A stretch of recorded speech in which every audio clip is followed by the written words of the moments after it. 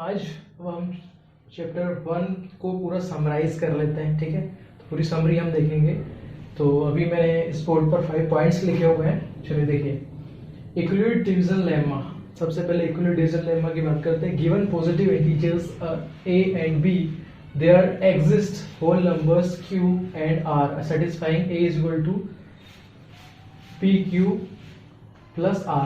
Okay, a and b जो है positive integer होने चाहिए और q एक है ना होल नंबर होना चाहिए, q and r whole number होने चाहिए, ठीक है। मतलब 0 से लेकर इन्फिनिटी तक कोई भी नंबर हो सकता है, वो भी पॉजिटिव होना चाहिए। And a is equal to B Q R plus, ये वाला format where r is less than b and greater than and equal to 0 की हमारी बात हो गई। अब इक्विलिब्रियम डिवीजन एल्गोरिथम की हम बात करते हैं। This is based on Euclid's division lemma. According to this, the SCF of any two positive integers a and b with a is greater than b is obtained as follows. है ना, हमने जब solution देखो अपन ने किया, वहां पे हमेशा देखना b से बड़ा a हमेशा आएगा, ठीक है। तो ये है कंक्लूजन। अब देखो स्टेप 1 में हम क्या करते हैं, applying the division lemma to find Q R where a is equal to B Q plus R, ठीक है। तो फर्स्ट स्टेप में ये करते हैं।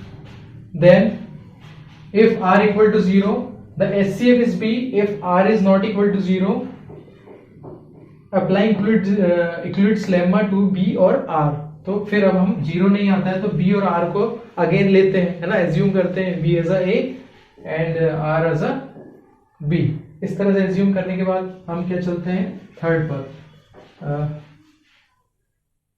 को तो क्या लिखा है यहाँ पर, चलिए combine the process till the, इस प्रोसेस को कंटिन्यू करना है till the remainder is 0। The division at the stage will be SCF AB also SCF of AB is equal to SCF of BR। तो जो लास्ट में जो AB और BR यदि नंबर्स है, यदि हम इसको SCF देखें निकालेंगे तो भी क्या होगा, इक्वल आएगा, है ना, इस तरीके से।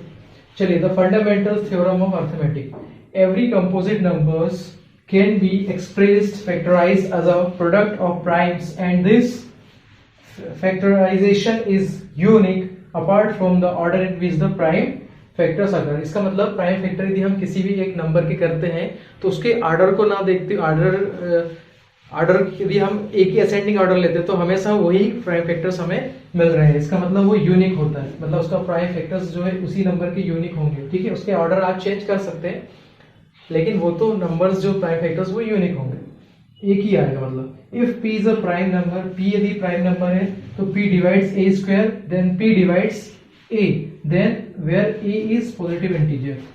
देखो हमने एक थ्योरम पढ़ी थी, है ना, वो थ्योरम है आपकी 1.5। Again fifth, to prove √3 and √2 and √3 are irrationals. मैंने √2 को किया है solve, same as it is √3 का भी आपको सॉल्व करके देखना है।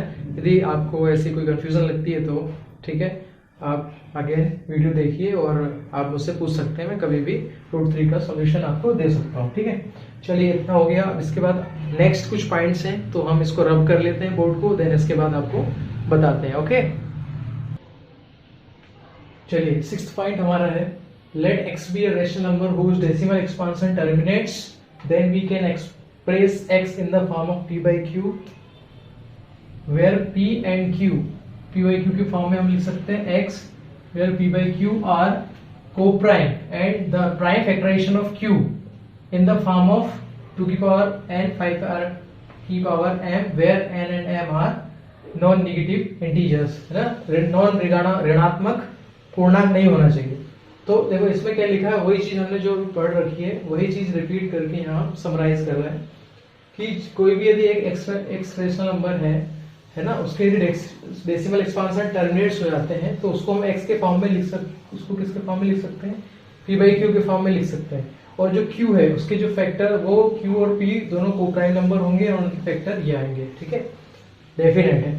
इसके बाद let x equal to p by q be a rational number such that x equal to p by q such that the prime factorisation of q is in the form of 2 the power n 5 the power m where n m are again non-negative integers, then x has decimal expansion which is terminates।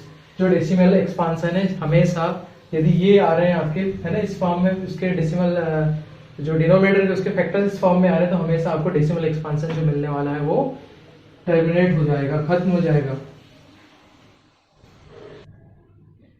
Let x equal to p by q be a rational number such that the prime factorization of q is not in the form of 2 the power n, 5 the power n, where n m are non-negative integers. Again यहाँ पे n और m फिर से आपके non negative integers नहीं होने चाहिए, ऋणात्मक पूर्णांक नहीं होना चाहिए। Then x has a decimal expansion which is non terminating, repeating और recurring, ठीक है ना, रिपीटिंग रिकरिंग, यू नो, फिर से पुनरावृत्ति होती चली जाती है ना, जैसे हमने 0.145 के ऊपर बार लिख दिया है ना, नॉन रिपीटिंग है, रिकरिंग, ठीक है, नॉन टर्मिनेटिंग है। SCF, now 9th point is very important. SCF of two numbers यदि हम निकालते हैं तो ये फॉर्मेट हमारा आ जाता है, ठीक है, लेकिन 3 नंबर्स के LCM और SCF निकालने का ये फॉर्मूला हमारे पास है, ठीक है, ये नोट डाउन कर लीजिए। LCM PQ और कोई 3 नंबर की बात कर रहा है, 3 डिजिट्स, तो LCM PQ और R कोई अलग अलग 3 नंबर है, PQR तीनों को मल्टीप्लाई करना है। देन SCF ऑफ PQR, तीनों का SCF निकालना है। Then PQ, QR and PR, इस 1 by 1 ऐसे हमें SCF निकालना है और ये हमारा LCM PQR का निकल जाएगा। अगेन अब इसमें जो भी वैल्यूज, कोई एक वैल्यू अननोन होगी और सारी वैल्यू नॉन होगी, तो हम यह फॉर्मूले में डायरेक्ट पुट करके निकाल सकते हैं, किसी दो के बीच का भी यदि 3 वैल्यू दी हो। और नॉन टू अननोन वैल्यूज निकालना आपको आता है ना, जो नहीं दी हुई है ज्ञात और अज्ञात चीजों से। उसी प्रकार से SCF PQR equal to PQR LCM of PQR, LCM of PQ, LCM of QR and LCM of PQ। LCM मतलब लघुत्तम समापवर्त्य और SCF मतलब महत्तम समापवर्त्य, ठीक है, हिंदी वालों के लिए आप कोई इश्यू नहीं है, ठीक है, आपको मैथ्स में तो कोई दिक्कत आती नहीं है। चलिए अब ये हमने देख लिया, लेकिन एक नोट क्या है वो हम बता देते हैं थोड़ा सा इसको रब करके, ठीक है। चलिए क्या बात नहीं, यहाँ नोट करेंगे। हमारा नोट ये है, यदि 3 नंबर के LCM यदि हम PQR into SCF PQR equal to P into Q into R ये नहीं लिख सकते, है ना, इट इज, ये वाला जो है ये नॉट इक्वल होगा, ठीक है, बस यही एक नोट है जो कि आपको ध्यान रखना है, इसके अलावा और कोई जानकारी नहीं है, ठीक है। आपको यदि वीडियो अच्छे लगते हैं तो आप प्लीज़ कमेंट कीजिए, लाइक सब्सक्राइब कीजिए एंड, है ना, बिकॉज सपोर्ट कीजिए। यू नो टीचर्स की हालत ख़राब है कोरोना लॉकडाउन की वजह से। चलिए ठीक है, have a nice, have a great day.